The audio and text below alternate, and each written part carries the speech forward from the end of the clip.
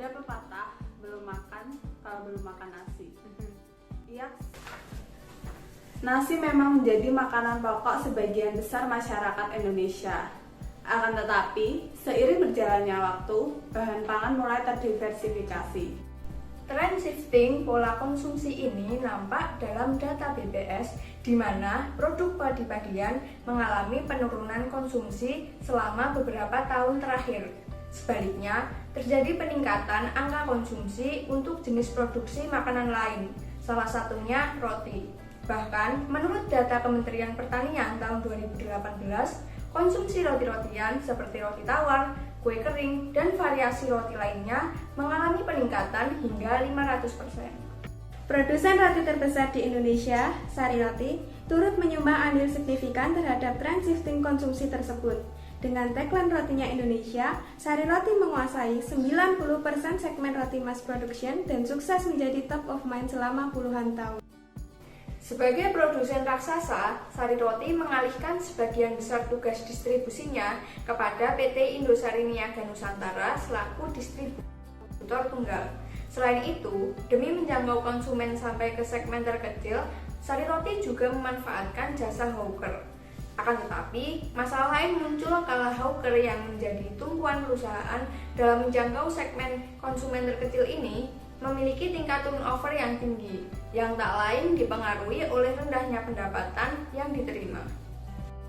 Tak hanya itu, umur produk yang pendek menjadi tantangan tersendiri bagi Sari Roti. Hal ini berkaitan tentang bagaimana perusahaan mendistribusikan produknya ke seluruh wilayah Indonesia dalam kondisi yang baik. Hal ini sangat krusial bagi kepuasan dan loyalitas pelanggan.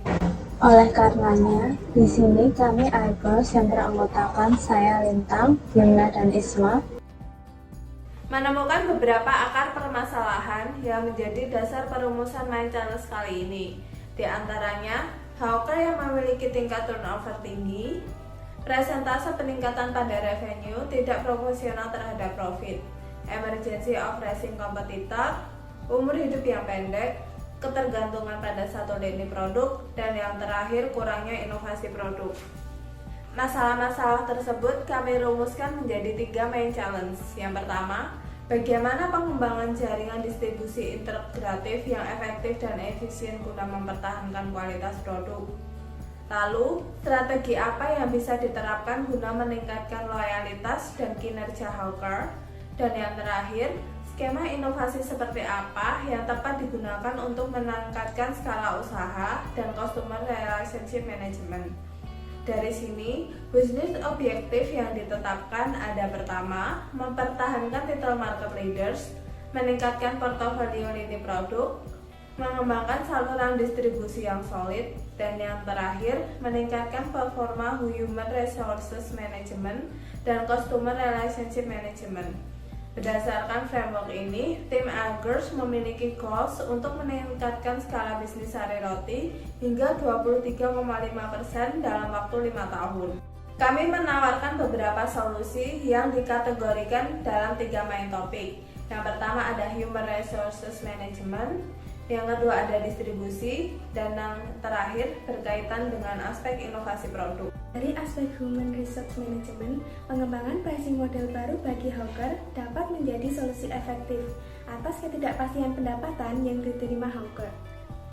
Jadi, harga produk yang dipatok dari pabrik akan diserahkan langsung kepada agen, hawker, dan sales. Di sini, hawker memiliki 2 pricing model, yakni untuk konsumen tingkat akhir dan pedagang eceran. Hal ini memungkinkan hawker menjual lebih banyak produk berkat bantuan pedagang eceran seperti warung kelontong atau angkringan. Agar pricing model baru dapat diimplementasikan dengan baik, perusahaan juga bisa menjalin ikatan emosional dengan para hawker, serta mengembangkan skema employee engagement. Strategi ini bertujuan agar setiap hawker merasa dirinya menjadi bagian dari perusahaan tanpa perasaan inferior atau semacamnya. Aktivitas yang bisa dilakukan untuk melibatkan hawker diantaranya workshop atau pelatihan marketing strategi dasar bagi para hawker, keterlibatan hawker dalam acara tahunan perusahaan seperti liburan atau tamasya, dan fasilitas bagi hawker untuk menjual produk Sari Roti. Selanjutnya, aspek inovasi produk. Seperti yang singgung sebelumnya, porsi penjualan terbesar sari roti ditempati pada lini produk roti tawar. Diversifikasi produk diperlukan untuk mempertahankan market share. Berangkat dari kesuksesan produk roti susu coklat dan roti Srikaya, kami menyarankan pengembangan lini produk home bakery brand dengan nama Sari House. Melalui Sari House, Sari Roti dapat mengembangkan beberapa menu olahan roti ala rumahan. Agar inovasi ini sejalan dengan positioning Sari Roti, menu-menu yang dikembangkan di Sari House haruslah mencerminkan kearifan lokal Nusantara. Konsep kearifan lokal pada lini produk ini dapat dikombinasikan dengan keunggulan yang sudah dimiliki Sari Roti, utamanya dari sisi cita rasa. Misalnya saja Bika Ambon, roti Srikaya, kukis kukus, dan lain-lain. Menu-menu tersebut dikemas kembali dengan kekhasan yang dimiliki Sari Roti. Dengan demikian, Sari Roti tetap bisa mempertahankan tagline-nya sebagai rotinya Indonesia, namun tetap meningkatkan skala bisnis ke arah yang progresif. Lini produk Sari House dapat didistribusikan melalui grocery store seperti Alfamart dan Indomart. Sari House juga dapat bekerja sama dengan startup food and beverage collective seperti Daily Box. Pada store mitra, Sari House dapat menginstal instalasi mesin penghangat untuk menjaga roti tetap dalam keadaan hangat dan baik. Inovasi ini tidak akan berarti jika perusahaan tidak dapat menjaga hubungan dengan pelanggan. Dibutuhkan skema customer relationship management yang solid demi mendapatkan citra yang baik di kalangan konsumen, sekaligus menjaga hubungan dengan konsumen yang sudah ada.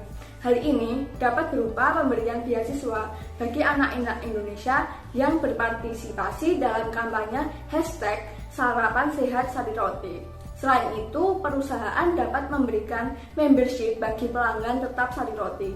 Setiap pembelian produk akan diberikan poin yang nantinya dapat ditukarkan menjadi hadiah-hadiah yang menarik pada akhir tahun. Mengingat umur produk yang pendek, diperlukan saluran distribusi yang pendek, yang efektif dan efisien guna meminimalisasi waktu distribusi. Perusahaan juga dapat memberlakukan sistem just in time, sehingga tidak ada persediaan berlebih dan kualitas produk tetap terjaga. Selain itu, sejalan dengan inovasi produk home bakery brand, diperlukan skema distribusi baru untuk lini produk ini. Di sini, Sari Roti dapat mengembangkan cloud kitchen-nya sendiri, di mana dalam satu wilayah terdapat satu dapur besar yang nantinya akan mendistribusikan produk dari lini produk ini ke minimarket atau grocery mitra. Dari solusi yang diimplementasikan, kami menargetkan yang pertama, penurunan tingkat turnover hawker hingga 10% setiap tahunnya. Yang kedua, instalasi lini produk Sari House ke 2.800 gerai Indomart, 1.600 gerai Alfamart, serta 80 outlet Daily Box. Dari sini, kami memproyeksikan terjadi peningkatan penjualan produk sebesar 66% pada tahun 2027. Pada tahun 2027 pula, mulai terjadi keseimbangan dalam proporsi penjualan lini produk Sari Roti, di mana roti tawar tidak lagi menjadi tumpuan utama perusahaan. Solusi yang kami tawarkan berfokus pada tahap loyalty. Dengan brand awareness rate yang sudah mencapai level top of mind, loyalitas pelanggan sudah seharusnya menjadi main fokus Sari Roti.